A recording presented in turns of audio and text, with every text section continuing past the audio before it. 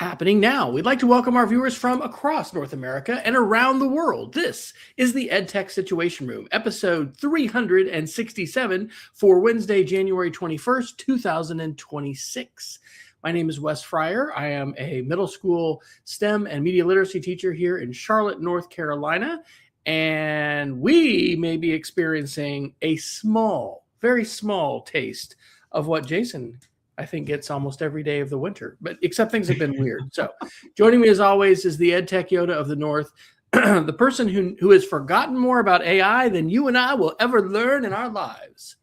And he has got a new cool title that you said last time. So co-director. Oh, the co-convener of the Frontier Learning Lab. Yes, that's one of the ways I've been trying to, say I had a part of this now that our team is just rocking it hardcore. But yeah, good evening.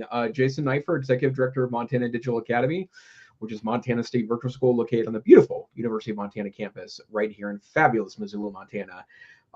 And, I'd like to say we're getting cold weather, but it's just cold. There's no snow. There's nothing coming with it. And so we'll have to see if we're going to get winter here or not. And I'm not sure why I'm yawning so hardcore, but there's a nice hearty yawn.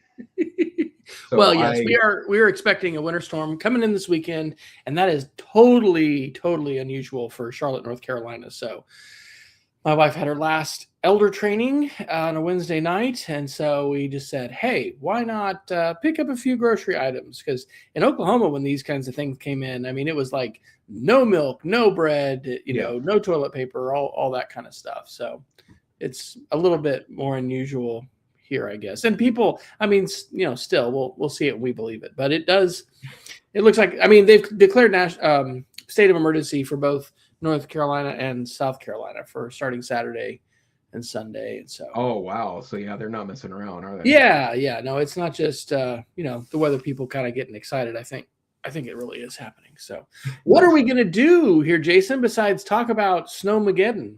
Well, we do tend to talk a lot about the weather on this podcast, but it's not what this podcast is about. EdTech Situation Room is an educational podcast, and we have taken a look at the headlines across the techosphere. A little too much dominated by AI lately, but you do what you got to do, and we try to shoot it through the education prism in hopes of finding insights to share with you, the listeners of the podcast.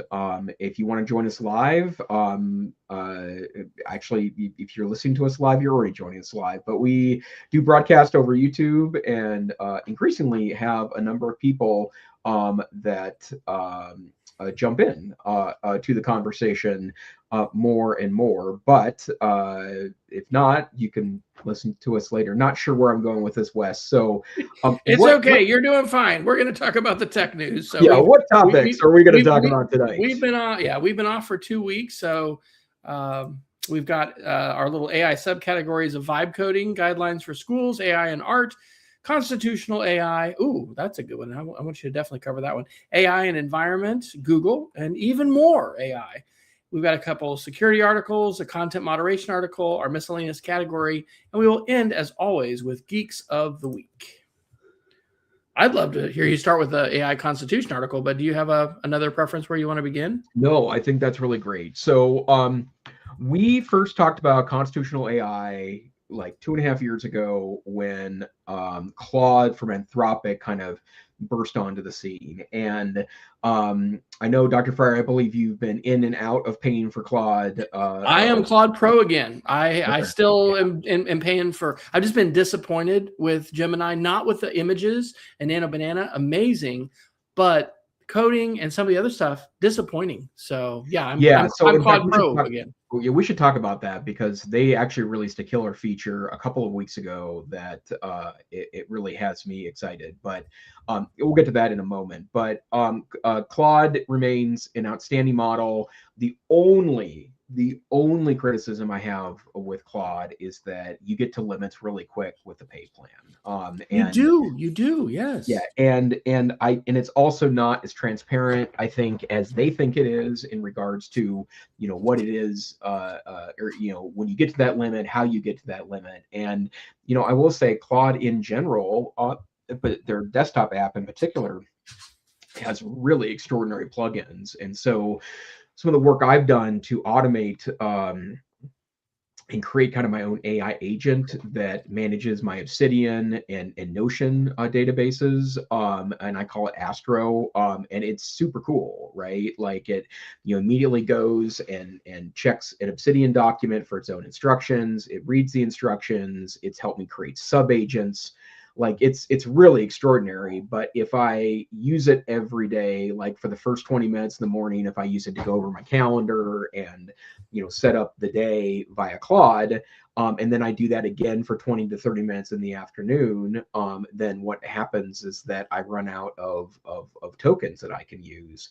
And also, I've still only vibe coded a little bit. I gotta talk about it tonight because I am freaking blown away by what Claude Code I did with Claude. And Caitlin Byers, who is the director of our Frontier Learning Lab, like literally vibe coded an app for, I think it was a music teacher in a school. Like she was literally on her phone doing it, watching basketball in a gymnasium, and vibe coded on her phone. It's pretty wild stuff. And did you hear? I think it was 2 weeks ago, I think, was the hard fork where they were talking about vibe coding, and they gave a shout out to Claude. And Casey Newton's platformer, we've got that article in the show notes. Oh, that's great. Was talking about that. So we gotta talk more. Can you see your tokens in Claude? Like because I don't think you do. Like as far as like, oh, I've used half my tokens. Oh, I'm almost done. It's not as elegant as that, but they do have, and I'll look here for specifics. If you go to the settings, I'm in the web app right now, and I will say I have recently reworked all of my preferences and specific instructions. But if you go there and then go to usage, it will tell you. And it's not even daily usage; it's daily and weekly usage that it tracks, right? And so right now, current session resets in 2. But I don't think I used Claude today. So I'd like to see a gauge, like a dashboard gauge, showing you. That's what the that's what it is. That's what it shows. But you have to go into settings. I'm like saying I'd like to have it right there when I'm. Oh, okay. Yeah, no, that would be, I couldn't agree more with that notion. But let's see here. Window, Claude. So this is what that looks like. If you could pop my screen up there. That it gives you that information. And I don't like weekly limits either. Like I don't do a couple of command pluses and zoom us in a little bit if you would. Oh, yes. Thank you. Oops, that's the wrong window to do that in. There we go. Yeah, no, that's great. That's great. So 24-hour reset then? It looks like there's a daily reset and then there's a weekly reset that happens on Fridays. And so I don't know, like I do appreciate the fact that Anthropic is apparently making money, right? And that would be a distinction from, like for example, OpenAI. I do also think it is probably the best writing platform for sure too, and the fact that you can get all of these connectors up and running, and just some examples of ones I've used: Gmail and Google Drive and Google Calendar and GitHub. You can hook it to Figma. It will translate words into like graphs and charts on Figma, which is wild. Same with Canva. It'll make mermaid charts. It connects with Notion. I also have it connected to our CRM at work so that it can help me with with our projects management software. And in fact, I've been able to do things like we have a project specifically for my board, so that we can do all the work around board meetings. And instead of individually putting in these 9 things we need to do for every meeting, we said here's the board meetings for the year. Here's the number of days before and after these things need to happen. Schedule them for this board meeting. It took 6 minutes, and it probably saved 90 minutes worth of work. Ridiculous clicking stuff, right? That no one really wants to do. And so, it's pretty great. So pivoting back to my original point before I got off on a Claude tangent, they were really popular a couple of years back for talking about constitutional AI, which is the notion that the training data and instructions to a LLM should be based on very clear and cognizant elements of what it should or shouldn't do. And that's especially poignant in light of the fact of some of the other models we might end up talking about tonight for sure too. But they just released a new constitution. And before it was all sorts of things. Like the Universal Declaration of Human Rights was part of their original constitution, and they have a new document now that is, their constitution. This goes into some detail about why they do this, and then you can actually go and read the Constitution, which, by the way, they release as Creative Commons Zero license, so you can literally use it for any purpose. I have taken Claude's old constitution, for example, and made it the instructions to, like, when I'm using a local language model. It sucks up an awful lot of tokens to do that, so it's not always perfect, but you can see exactly what instructions they give to Claude, and they go out of their way to also say that because AI is so great at reading human language, they want to be in human understandable language, right? Yeah. And so and of course that's the huge benefit of these large language models, is they can process information like that. But I just thought this was very interesting, and it continues to be very interesting to me. Claude as kind of a I don't know, I wouldn't call them second tier because I think their models are amazing, but you don't see them as much in schools, you don't see them as much in higher ed. And in fact, after I saw that this constitution was released again today, a new version was released again today, I made contact to see if we couldn't have a conversation with them at Montana Digital Academy, because I think this would be a really killer model to adopt for staff in a school. Do you know what the big differences are between their previous constitution and this one? I don't, and I'm sure I only read about a third of their article on it, and they do refer to their older constitution. Yeah. I will almost certainly read this tonight. So, well, I know maybe a nice thing to put into Notebook LM to say, here's the two versions. Give me a breakdown analysis. Wow.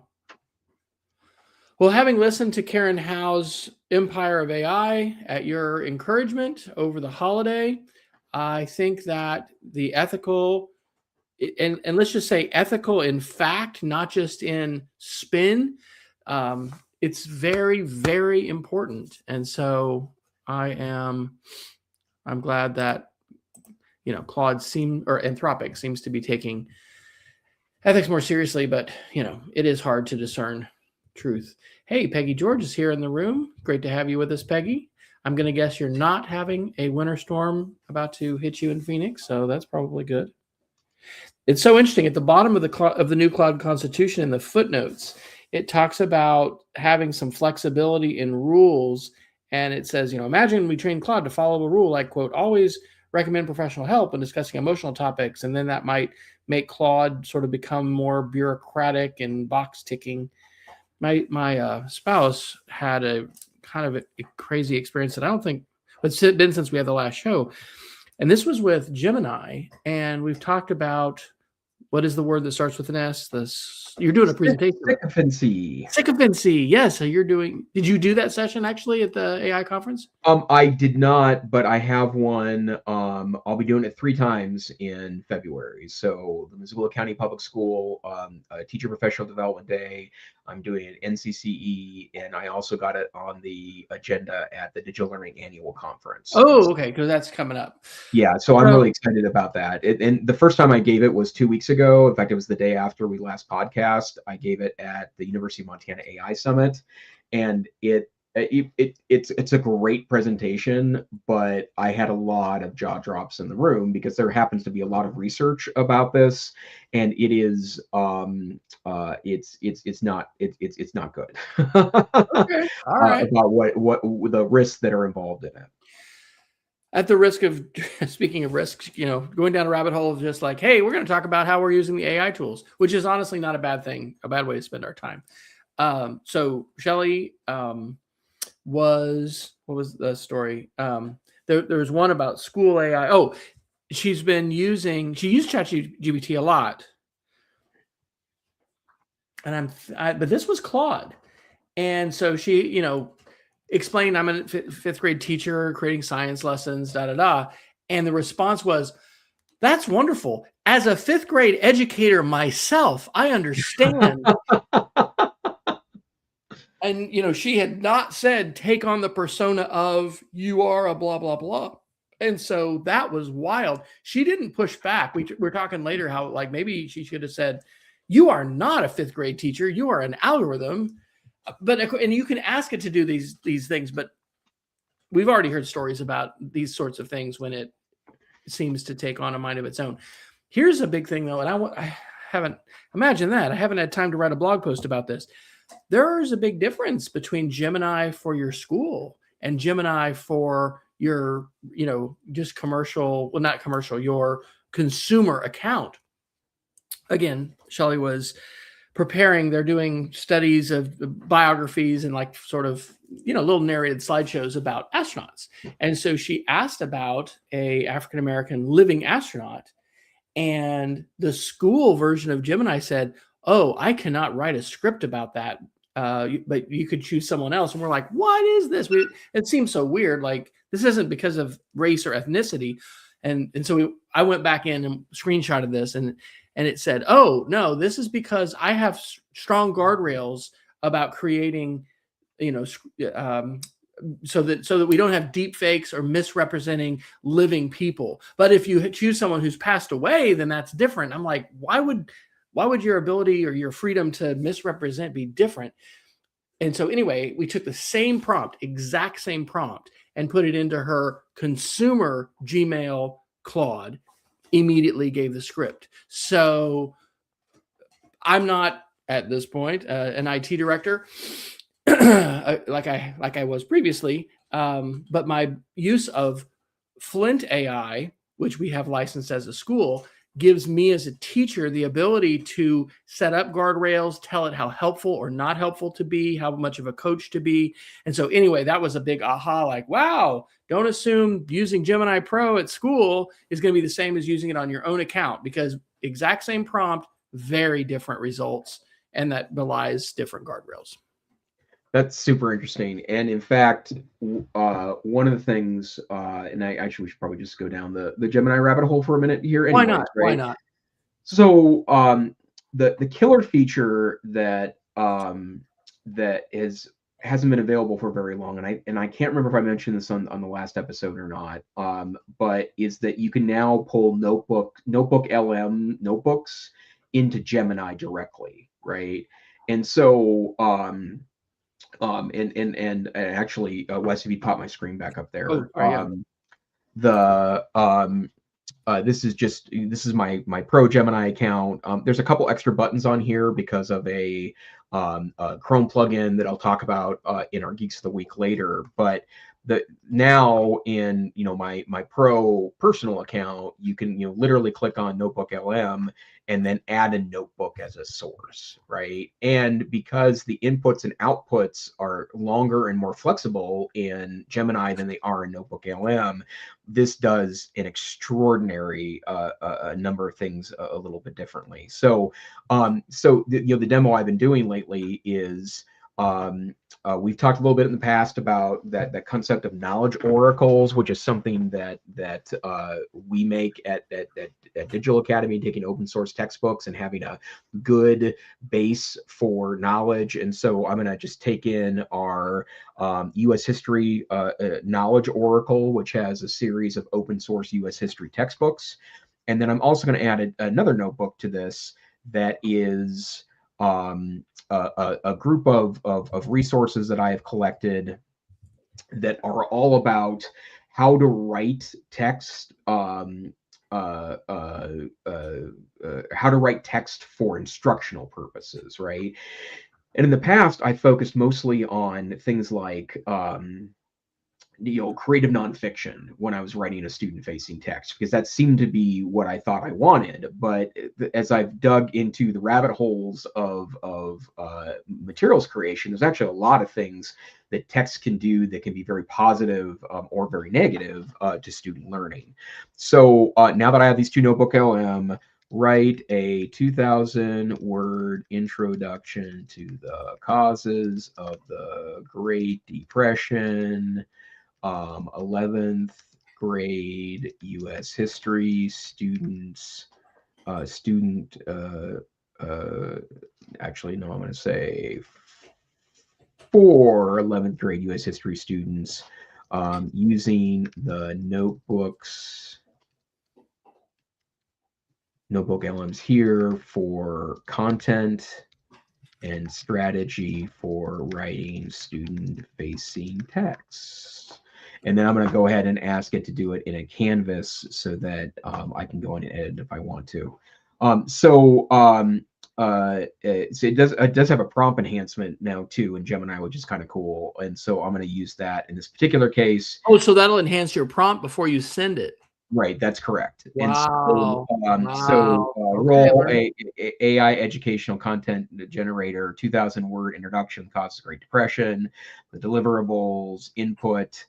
And it kept my original in there too. So, and so I'm going to go. Now, this broke on me earlier today when I was trying to demonstrate this to a couple of my colleagues, but and I think it was having two notebooks in there. It usually works, but sometimes it gets a little mucky. But the fact that you can pull in an individual notebook now as a source.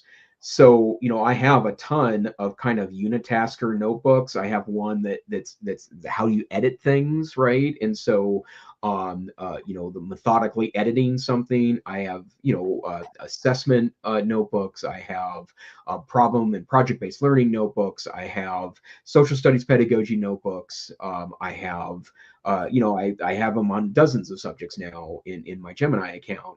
And the fact that you can pull them in or out, and of course it's going to pause me again today, but the fact that I can pull them in and out of a conversation, to edit a text, to punch up a text, to write the text from scratch, that's a pretty extraordinary set of functions. And I want to say this is not the typical way that I'm sure the vast majority of folks are using AI chatbots today. Most people are simply, talking to that quote unquote chatbot, and this idea of loading up your library of custom content and then focusing on it, or then using it as the guide, the mentor. I mean, makes me think about grad school or just undergraduate too, but just like all these textbooks, right? And it's like, if you have a non-digital DRM, non-digital rights management version, like a PDF of your textbook, like being able to load that up and then having that as part of this smart assistant that is going to help you do whatever it is you want to do. Yeah.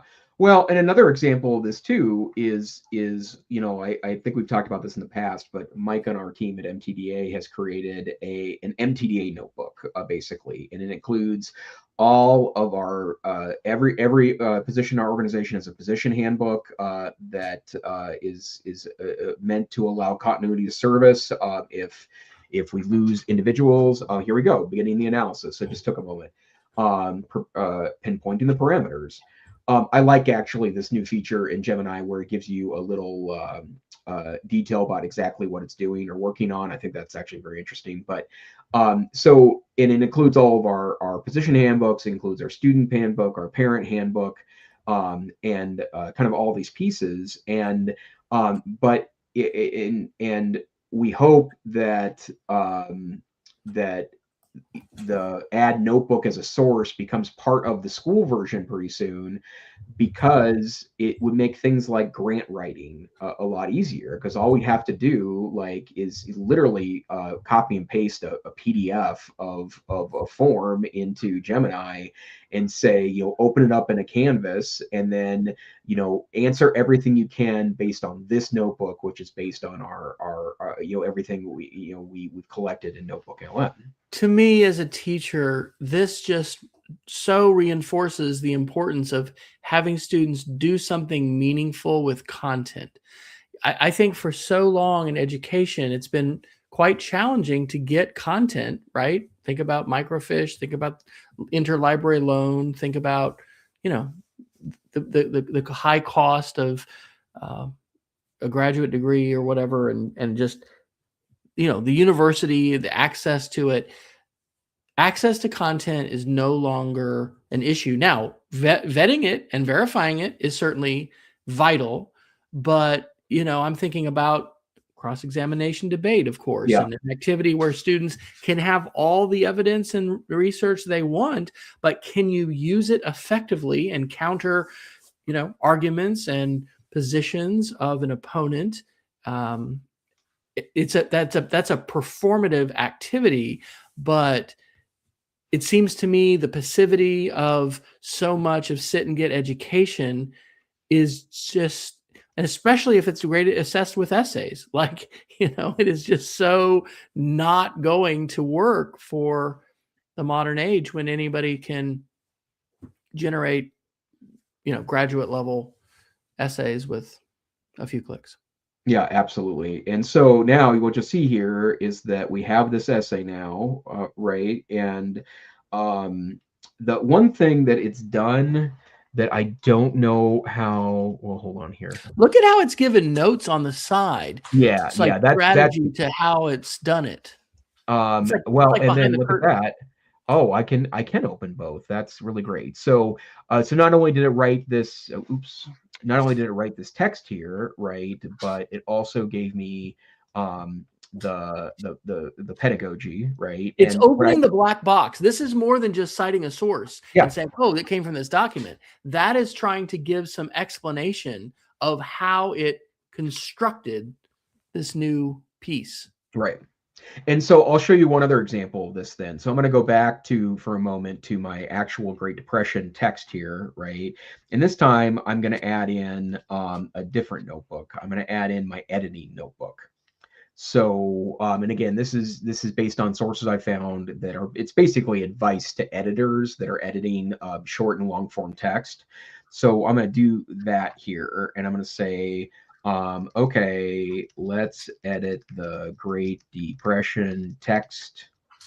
Text, please start by pitching me a plan on how you will do it. And okay, so this is just your chat window, I guess, on the side. Yeah, it is. This is Canvas. This is, again, and not everybody may be knowing this. Like, it's like your Google Doc. Your editable document there is on the side, and your chat is on the left. Yeah, exactly. And one thing that's related to that, I had the opportunity to go to FETC last week in Orlando. It's the first time I've been there. It's kind of ISTE-ish is the way I would call it. I'd never been to the Orlando Convention Center before, and so I do think that the size of the conference was hid well by the venue, and there were tons of people that I knew there that I didn't see, and I was pretty actively attending sessions too. But I did have the opportunity to listen to the US K-12 head from OpenAI, and what I was shocked, and I met the guy. We're actually going to try to connect on some issues, but he great presenter, great presentation, but I was shocked at there was probably 250 people in the room for his presentation, and the vast majority of people in that room didn't know about Canvas and OpenAI. They didn't know about projects in OpenAI. They didn't know about custom GPTs in OpenAI. And this is part of why, and I know not everyone agrees with me on this particular point, but we have to prioritize giving teachers, fundamental knowledge about how to use these tools. We can't rely on them to get it themselves, and also we can't rely on colleagues just sharing. Like we need real professional learning strategies here. So here we go. It's created an editing strategy for me, and it's going to give me 4 phases of editing, right? So does the strategy meet your plan? So I'm ready to begin phase 1 and phase 2 immediately. Yep. Wow. Do it. Edit the Great Depression text phase 1 and 2, please. And actually, this is the best I've seen with multiple canvases. It's never worked this nicely before, and that includes a lot of canvas work I've done in the last couple of weeks. So that's cool. Have you considered? Guess I could have asked this offline, but like sharing, like that editing notebook, like sort of like Mike Caulfield with the SIFT prompt, right? Those kinds of tools are phenomenal. And well, part of the problem is that I'm not like not all this stuff is open source stuff, right? There are Exactly. things that I've purchased, right? Or I've taken notes from, and I'm still not quite sure what where that's at. Now, what I've done in some ways is that I have spent a lot of time digging through like press books and stuff and the OER libraries to try to see if I can find examples of the different texts that that are open education resources, to see if I could find stuff that was good enough to do the piece. And I'll give you an example of that. I have a couple of project management notebook LMs that are a mix of free and not free resources. And again, before I put anything anywhere, like I own a physical copy. I don't even buy e-copies of these. I buy a physical copy of any book that I may have a digital copy of that I can stick in the large language model. But I've been working on some open source project management texts, and I found about a half dozen of them or so that were pretty good. And then I literally went into the Wikipedia, and they had a I took its project management article, and they had like project management box at the bottom of it and all these different kind of strategies and things. And so I turned that into one big gnarly PDF and stuck it in Notebook LM. And as it turns out, it does a great job of kind of advising on project management. So, again, complicated to set those up, but once you do, it's pretty darn great. Well, thank you for sharing, as always. Not only the Notebook LM, but I see that you can import code. And when I talk about vibe coding a little bit later, just importing a repository straight from GitHub, that's extremely powerful. And I'm just on the tools, I've been just mainly using create images. I'm not even doing a lot of the deep research. It's got the create videos option with VO 3.1, the Canvas option, and then the guided learning option. So, oh my gosh, it is so important to be playing with these tools. And I am hopeful that in the months to come, I will be a part of a playing with AI group. I'm actually having another Zoom on at lunch on Friday with a couple folks that are interested in a North Carolina Media Literacy Consortium and doing a face-to-face event this summer. AI is so much it's such a focus, and it needs to be a focus that I don't know. We'll see if there's something like that would have an AI. Are you guys doing another play date? Do you have another one scheduled? We're actually going to do probably 6 before September 1st around the state. So we're working with a couple of events in fact, our next one is going to be in Billings in the second week of February. As part of some more professional learning pieces there. And yeah, we're loving the model. Still want to make sure that the attendance hasn't been super high, although the people that do attend very favorably rate the events. Oh my gosh. Okay. What other parlor tricks do you have for us tonight? It's magical.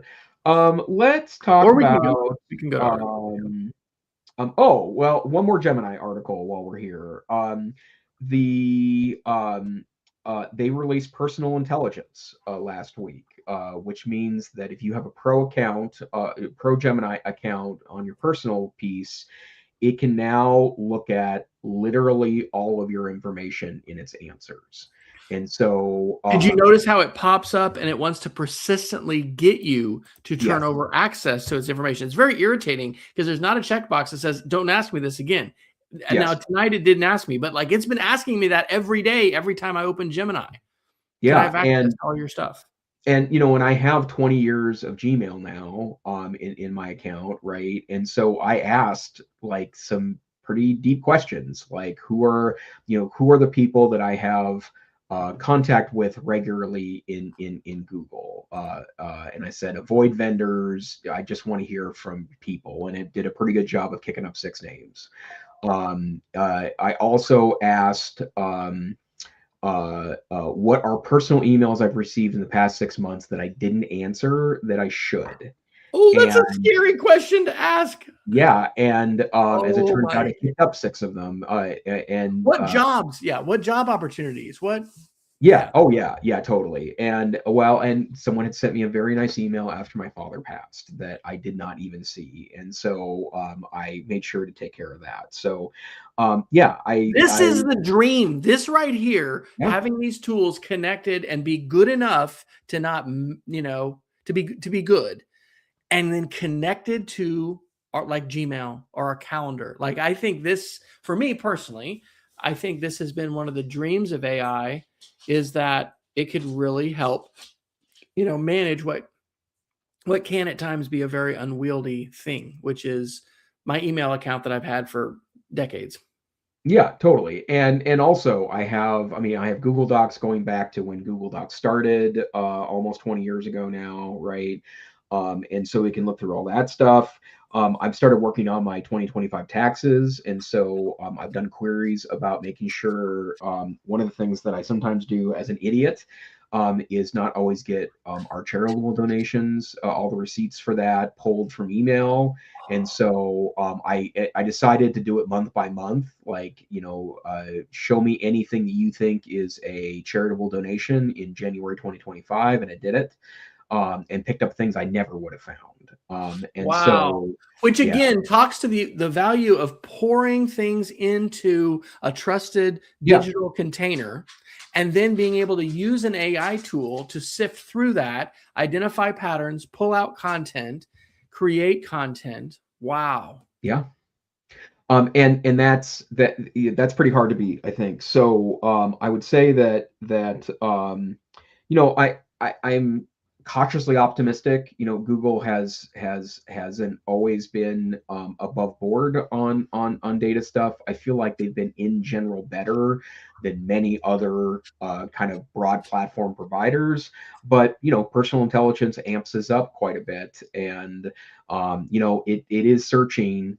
I would imagine after 20 years of using Google Docs and Gmail, millions of pages of stuff, and seem like doing a pretty good job of it. Okay, how about some vibe coding articles? Yeah, I would love to hear you dig on the vibe. Okay, well, my Geek of the Week is a vibe coding project that I did Sunday night and Monday as the holiday, and just crazy. So first, let's start with Casey Newton, who is the author of Platformer, which instantly runs on Ghost, not Substack, and we're going to have the first Monday of the month a Substack 101 for the Media Education Lab, if you're interested.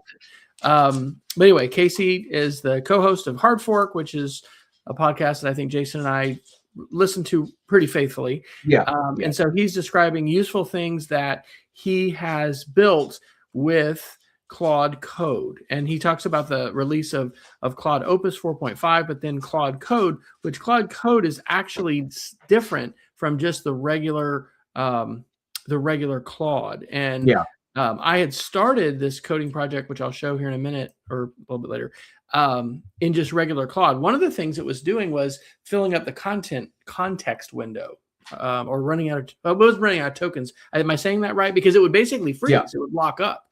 And so one of the things that Claude Code and other coding platforms specifically are better at, I guess, is compressing stuff, and then not just opening everything up sort of, I'm not going to say this right, but like in RAM, with our old computers, we're used to having RAM, and then we had hard drives. And anyway, the memory is finite, and the context windows are getting big. But when you're working with a lot of code and a long, set of interactions, because what I would do is I would vibe code a bunch of stuff, create this, and I'm saving religiously these different iterations myself. The coding tools, I think, will do some of that for you. But then I would have this long conversation, and I would archive all of that as a PDF. And so then after it froze, I would be able to load up these conversations. Here's everything I've done to catch you, get to speed. I'm saying things like ingest all of these PDFs to get up to speed. Okay, so that was a good article by Casey Newton. This is an Atlantic article, which is by Leela Schruff. And the subtitles, you're about to hear a lot more about Claude Code. This is from January 14th. And again, it's just, there's a lot of hype around AI. And I suspect the majority of people using these AI tools today are not coding. And I've talked to plenty of coders. They're like, oh no, it's not good. And it's just, I haven't spoken to developers myself who were really enthusiastic, but I also think some of them might have been having this more vending machine approach, or I'm not sure how much iteration that they're doing. But it's kind of similar to what you're talking about with your own data and your own information. This article starts out with a story of like, ooh, could I do my iMessage wrapped for the whole year by putting, thousands and thousands of text messages into this container and then being able to ask it questions? What kind of questions would I want to answer? And, he created this, this vibe coded solution pretty readily. There is an interesting podcast. Have you run into many podcasts that are just straight up Notebook LM recordings? No. Okay, well, I've got an example for you. So I found this, in a media literacy quest, I guess, about filtering, trying to identify misinformation, disinformation, and it's called Digital Digging. And this is episode 9. It's called From Hidden Data to Insight: The Power of Vibe Coding. But this is straight up a published Notebook LM audio summary. It is not. There's not any kind of audio introduction. This is by Hank Van Hess, and I've listened to episodes. I'm not a faithful every episode kind of listener here, but I've listened to some in his own voice. But then it's interesting because he's also just publishing these straight up Notebook LM audio podcasts. This is the article that he's sourcing, and it's called Using AI to Find Hidden Data Sources.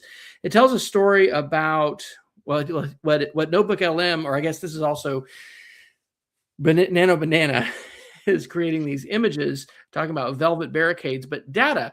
And one of the challenges of working with data, public data, is it's supposed to be public, but it's not maybe fully accessible because you have to write Python scripts and maybe you have to access APIs.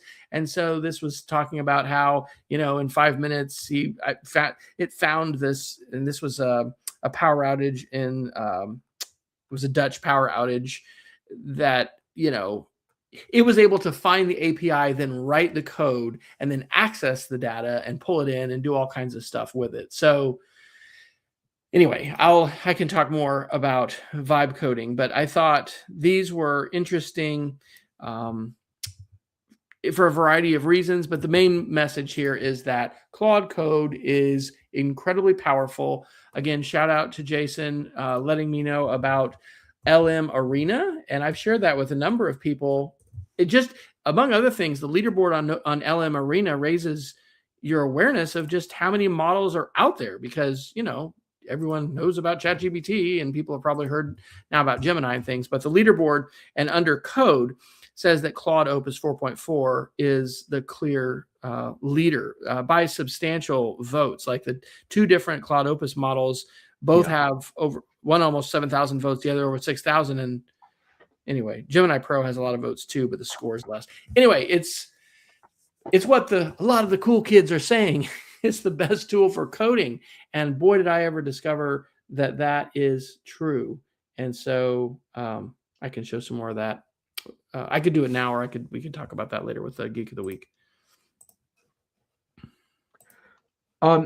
Wes, help me with something for a second. So I've only vibe coded with chat bots, right? I haven't actually installed like Claude Code, for example. Right. Can you walk through like just broad phases? What does that experience look like? Okay. I'm going to go ahead and show my Geek of the Week here, and then I'll show you the GitHub. All right. So this is News with Wes Fryer.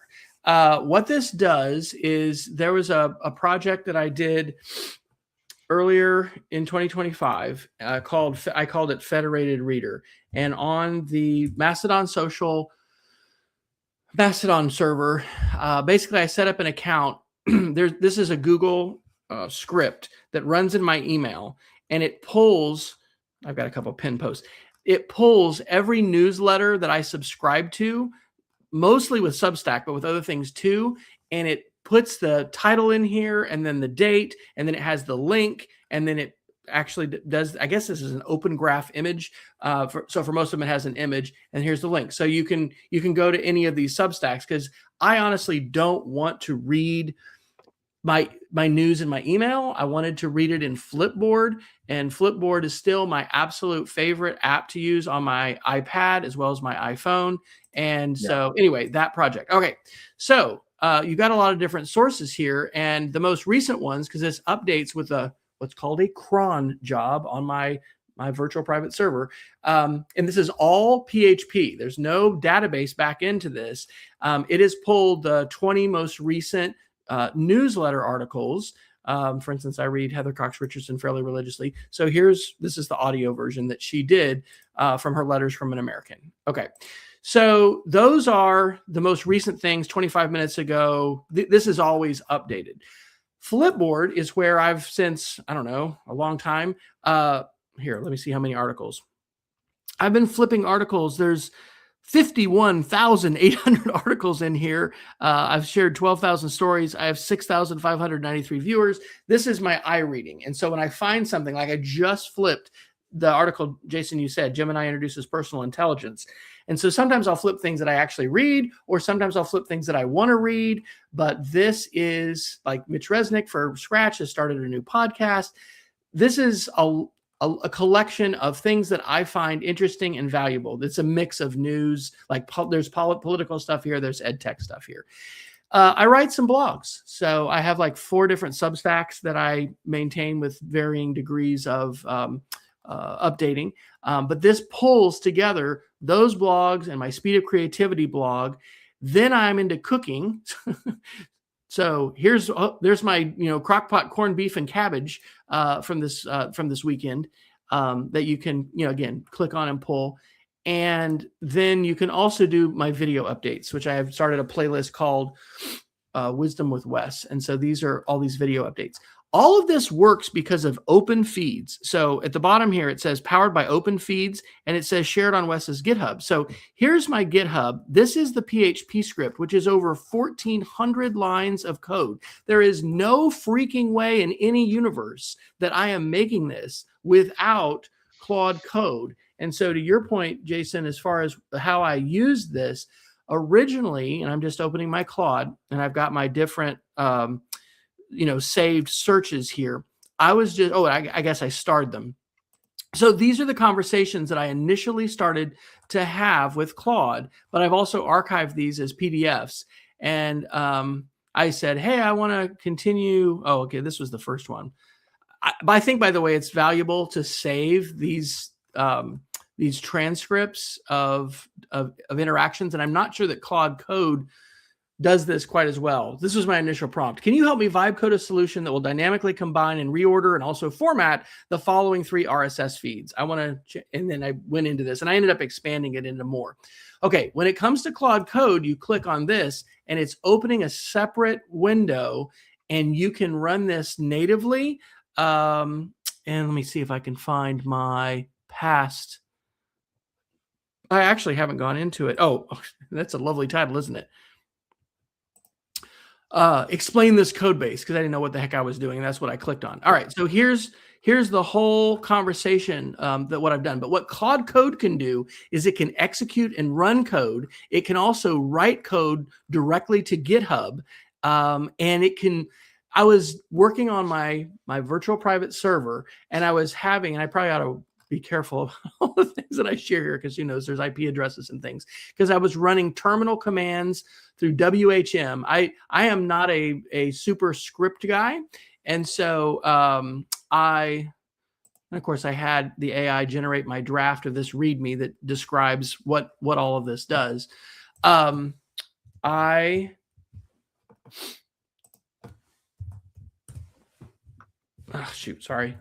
I do this at school at the risk of putting politics on the screen. Google News. I didn't know about Open Graph. I guess every time you have a post about something, there typically is an image that it can grab, that it can use and share. So and I guess what I wanted to do is my GitHub. One of the biggest thing I would say about Claude Code that was so immediately apparent is that when you're talking about a large code base and a lot of stuff, that's a real technical way to say it, but things that are going to take up memory, they're going to fill the context window.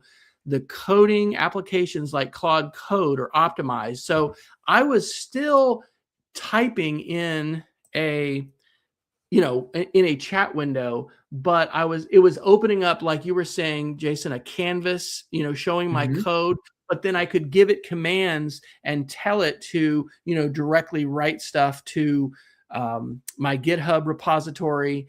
If I had given it access, it might have been able to do more things directly, but I am not I'm like a script kiddie. So I don't live in the terminal and love the terminal. And I've worked with the terminal and some Linux, and I've installed Linux on my own computer sometimes, but it's just really dabbling. But being able to, just like it will get you the code, the exact code that you need to format things perfectly, or I could say, oh, I want to use this HTML color behind this button or whatever. I could also say, okay, I need a terminal command to do such and such. Like you can see, this was last updated at 10 o'clock, so it just refreshed. If I'm myself just trying to come up with the exact terminal commands that I need, I'm going to have a lot of trouble. I'm going to struggle. So anyway, this was absolutely the most sophisticated project that I have coded to date. My GitHub is just W Fryer. So I now have nine projects that I've done. This is the federated reader that I vibe coded, which again, this is a Google script. So it is JavaScript, but this runs as Google script on my own Gmail account at this point, pulling these articles out and then sending it to Mastodon. I think it is so powerful. And I'm teaching middle school coding right now. At the very end of last semester, we did a little bit of vibe coding, and we were using Flint AI, which is our school licensed, and because this is important too, what we're doing with students and privacy and all of that. So Flint is designed to be student facing, privacy. I'm not just telling my kids to go, get a license for Claude or something. But I was amazed by what they could do, and I hope I am enthusiastically and clearly sharing with you. This is just so incredible. I mean, it is so incredible because it works. And I have wanted to do something like this for quite a while. And I'm continuing to work on something I'm calling like reclaiming our news feeds, but for communities that we're a part of. And I hope to do this with the Media Education Lab. I don't know if we'll be able to do this with our Indivisible Charlotte group, but like being able to connect to basically funnel in these different sources of content, because I'd love to see people who are sharing about media literacy, or maybe it is about food or something else, but being able to see those. And I think we've got to advocate for open feeds, because again, that's the only way this works. I can't legally scrape LinkedIn. I can't legally scrape Instagram or Facebook, but I can, scrape anything that creates a feed. And Substack does create a feed. And so these are the Substack newsletters that I have. I do one on media literacy. And so anyway, anything that creates a feed, all you have to do on Substack is you do /feed, and there's the RSS feed, and that's all the code, but that can be pulled straight into, it can be ingested into a solution that you code. So anyway, I have to figure out how I'll geek out about this, and this isn't something that's going to appeal to, the masses, but if we're part of a community, being able to create with algorithms through vibe coding a filtered dashboard of feeds is really, really freaking cool and powerful. And I think it also has implications for our democracy. So, Yep. Me too. All right. Did I overshare, dude? Well, and like, and you're not the only person that has been kind of tempting me to get into vibe coding. And what I need to do is just install it on one of my many computers and just start playing with it. Right. I think that's the key piece to it. But to be honest, um, um, uh, I've made a couple Chrome extensions just with like literally just inside the chat interface, not with code at all, and they work just fine. And I do have an idea or two for like actual services that I could come up with. Oh my I'm a little gosh, yeah. terrified to do it because security and safety and blah blah blah blah blah. Right, right. And we need to do that caution. We need to caution people against putting their own private information in there and against putting something into production. But this is a playing with media. This is playing with AI. This is playing with vibe coding. But it is mind-blowingly good. And this is both exciting and scary, right? Because a bad actor who wants to do malicious things now has access to such vast power. And I think it's the worst it's going to be. But yes, once your mind starts churning around like, well, could I do this? Well, what about that? It's really staggering. So to Peggy and anybody else who's on our live stream or you're hearing this, I would love any feedback that you have about it.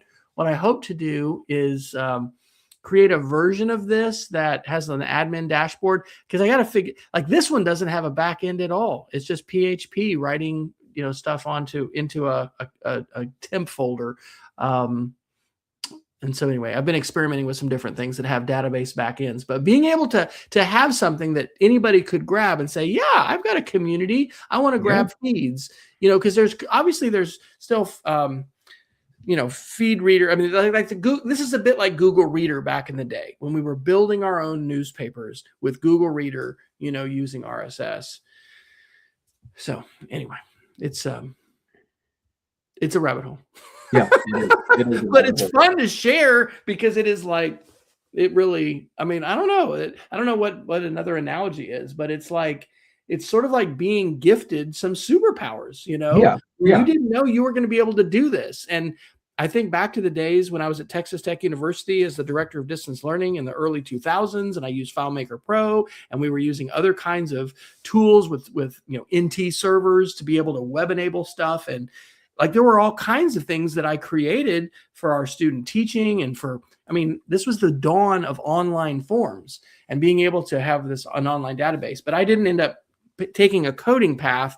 And so there's been a lot of things that I used to make that I couldn't make anymore. Now it's like I can make all those things now, plus even better things. So yeah, it's crazy. So yeah, I would just recommend, Jason, find a small project and jump into it and give it a shot. Do something that's low stakes, that is not going to, just something that's fun, but something that could be useful to you. Because being able to create something useful for yourself, I am using that thing I coded last weekend. I've used, it's only Wednesday, but I've used it every day this week.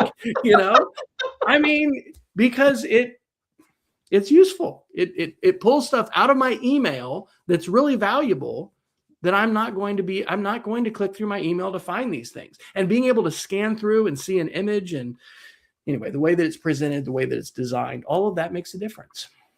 Well, and then I'll just say one last thing on this, that and then I see we're almost at the top of the hour here, but so they also announced something last week that is Anthropic announced something last week that's pretty extraordinary, that they're kind of bringing the Claude Code model to more work style things, because they were saying that Anthropic was talking about, when they released this, that a lot of people were using Claude Code to do things that weren't code, and I do that. I have it modify, my Obsidian vault, which is basically just markdown files, and it didn't care that it was, looking at meaty notes or summarizing a research article. It just did it, right? Because these models don't know that that it's not in, doing C++ or Java or Python. So now they have something available called Cowork, which is only available on the Mac desktop app. And it basically, you can add a link to, or you can point it towards a folder that includes any kind of documents in it, Word documents, and not only can it utilize that as a resource, it can modify those documents, right? So in other words, you can create a local folder that allows it to push different work pieces out, so it becomes kind of a work agent. And I've been waiting for this for 2 years, to be honest. And it's pretty great. So and I've only played with it for like 20 minutes. Have you all installed any local models, and are you thinking about doing that as far as privacy and access and stuff, in terms of some local AI models that you'll use to work with data, or not yet? Well, I do, right? Like I personally, on both my work and personal MacBooks, have Olama on them. There is a vendor that is offering a local Mac Mini server that the problem is that the price is just out of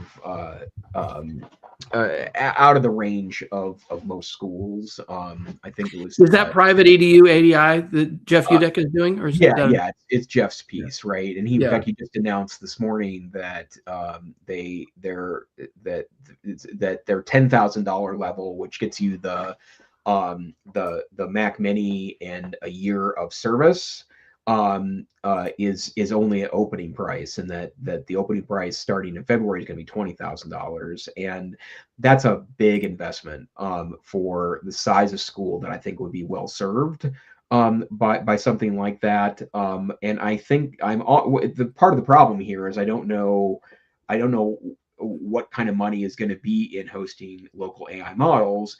I also think that for some people, open source models is a bit of a fire point for them. So, and there's a lot of risk. There's a lot of risk in all of it. So I see Jeff Udek more on LinkedIn. I've seen him post about that. I haven't read in depth about it, but. Well, and I like the idea, right? And, it's completely private. I would also hope that there is some kind of logging capabilities so that you can go in and check student chats, because I think that's a key feature that I would want in the school-facing AI for sure. I'm sorry, student-facing AI for sure. But I do think there is something to the privacy part. Well, again, I'll mention it and I'll link it in the show notes. No affiliation, no kickbacks. Really on anything here. We're losing money doing this, folks. No. Yeah. This is one of our main hobbies.